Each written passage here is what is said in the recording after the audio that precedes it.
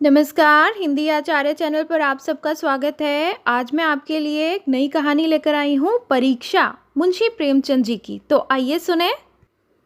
नादिर शाह की सेना ने दिल्ली में कत्लेआम कर रखा है। गलियों में खून की नदियां बह रही हैं। चारों तरफ हाहाकार मचा हुआ है। बाजार बंद है। दिल्ली के लोग घरों के द्वार बंद किए अपनी जान की खैर मना रहे हैं। किसी की जान सलामत नहीं है। कहीं घरों में आग लगी हुई है, कहीं बाजार लुट रहा है। कोई किसी की फरियाद नहीं सुनता। रईसों की बेगमें महलों से निकाली जा रही हैं और उनकी बेहुरती की जाती है। ईरानी सिपाहियों की रक्त की पिपासा किसी तरह नहीं बुझती। मानव हृदय की क्रूरता, कठोरता और पैशाचिकता अपना विकरालतम रूप धारण किए हुए है। इसी समय नादिर शाह ने बादशाही महल में प्रवेश किया। दिल्ली उन दिनों भोग विलास का केंद्र बनी हुई थी। सजावट और तकल्लुफ के सामानों से रईसों के भवन भरे रहते थे। स्त्रियों को बनाव सिंगार के सिवा कोई काम न था। पुरुषों को भोग के सिवा और कोई चिंता न थी। राजनीति का स्थान शेरो शायरी ने ले लिया था। समस्त प्रांतों से धन खींच खींच कर दिल्ली आता था और पानी की तरह बहाया जाता था। वेश्याओं की चांदी थी। कहीं तीतरों के जोड़ होते थे, कहीं बटेरों और बुलबुलों की पत्नियां ठगती थी। सारा नगर विलास निद्रा में मग्न था। नादिर शाह शाही महल में पहुंचा तो वहां का सामान देखकर उसकी आंखें खुल गई। उसका जन्म दरिद्र घर में हुआ था। उसका समस्त जीवन रणभूमि में ही कटा था। भोग विलास का उसे चस्का ना लगा था। कहाँ रण क्षेत्र के कष्ट और कहाँ यह सुख साम्राज्य। जिधर आंख उठती थी उधर से हटने का नाम न लेती थी। संध्या हो गई थी। नादिर शाह अपने सरदारों के साथ महल की सैर करता और अपनी पसंद की चीज़ों को बटोरता हुआ दीवाने खास में आकर बैठ गया। सरदारों को वहां से चले जाने का हुक्म दे दिया और सब हथियार रख दिए और महल के दरोगा को बुलाकर हुक्म दिया, मैं शाही बेगमों का नाच देखना चाहता हूँ।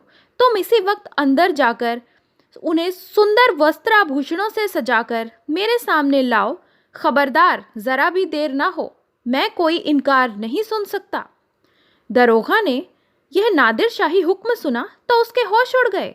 वे महिलाएं जिन पर सूर्य की भी दृष्टि नहीं पड़ी थी कैसे इस मजलिस में आएंगी। नाचने का तो कहना ही क्या, शाही बेगमों का इतना अपमान कभी ना हुआ था। हाँ नरपिशाच, दिल्ली को खून से रंगकर भी तेरा चित्त शांत नहीं हुआ। मगर नादिर शाह के सम्मुख एक शब्द भी जबान से निकालना अग्नि के मुख में कूदना था। सिर झुकाकर ले आया। आकर रनिवास में सब बेगमों को नादिर शाही हुक्म सुना दिया। उसके साथ ही यह इत्तला भी दे दी कि जरा भी तामुल ना हो। नादिर शाह कोई हिल्ला ना सुनेगा। शाही खानदान पर इतनी बड़ी विपत्ति कभी नहीं पड़ी। पर इस समय विजयी बादशाह की आज्ञा को शिरोधार्य करने के सिवा प्राण रक्षा का अन्य कोई उपाय न था। बेगमों ने यह आज्ञा सुनी तो हतबुद्धि सी हो गई। सारे रनिवास में मातम सा छा गया। वह चहल पहल गायब हो गई। सैकड़ों हृदयों से सहायता की याचना हुई। किसी ने खुदा और रसूल का सुमिरन किया, पर ऐसी एक भी महिला ना थी जिसकी निगाह तलवार या कटार की तरफ गई हो। यद्यपि इनमें कितनी ही बेगमों की नसों में राजपूतानियों का रक्त प्रवाहित हो रहा था, पर इंद्रिय लिप्सा ने जौहर की पुरानी आग ठंडी कर दी थी। सुख भोग की लालसा आत्मसम्मान का सर्वनाश कर देती है। आपस में सलाह करके मर्यादा की रक्षा का कोई उपाय सोचने की मोहलत ना थी। एक एक पल भाग्य का निर्णय कर रहा था, हताश का निर्णय कर रहा था। हताश होकर सभी ललनाओं ने पापी के सम्मुख जाने का निश्चय किया। आंखों से आंसू जारी थे। अश्रु सिंचित नेत्रों में सुरमा लगाया जा रहा था और शोक व्यथित हृदयों पर सुगंध का लेप किया जा रहा था। कोई केश गूंथती थी, कोई मांगों में मोती पिरोती थी। कोई भी ऐसे पक्के इरादे की स्त्री न थी जो ईश्वर पर अथवा अपनी टेक पर इस आज्ञा का उल्लंघन करने का साहस कर सके।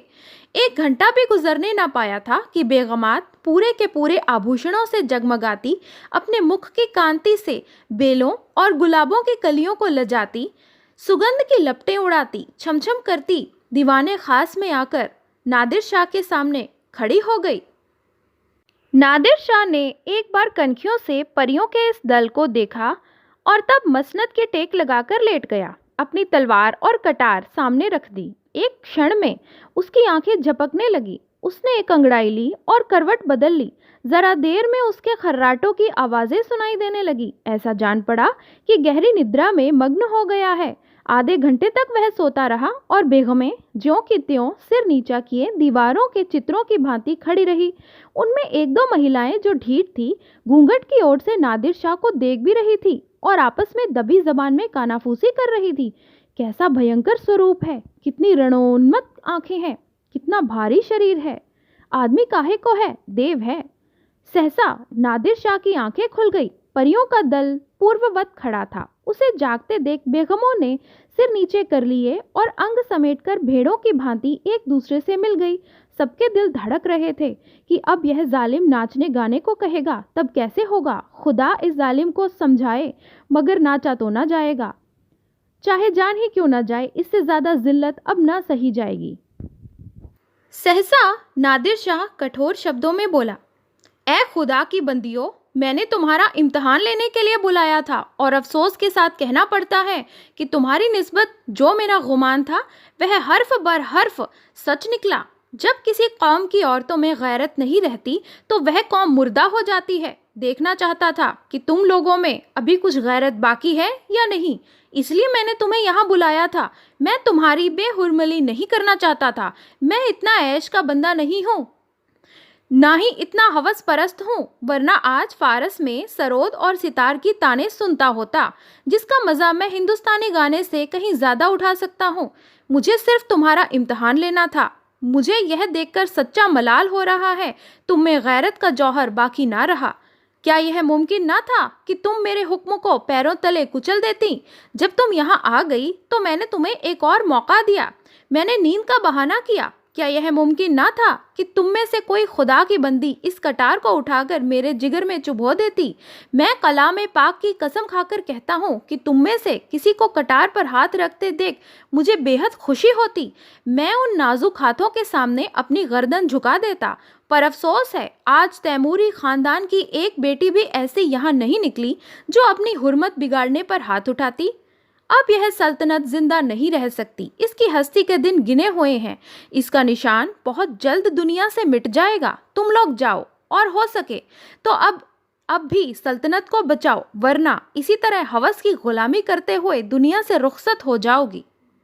दोस्तों, मुंशी प्रेमचंद जी ने परीक्षा नाम से 2 कहानियां लिखी हैं। एक यह कहानी जो अभी आपने सुनी और एक और कहानी जिसका वीडियो मैं बहुत जल्द ही बनाऊंगी। पूरा वीडियो देखने के लिए बहुत बहुत शुक्रिया।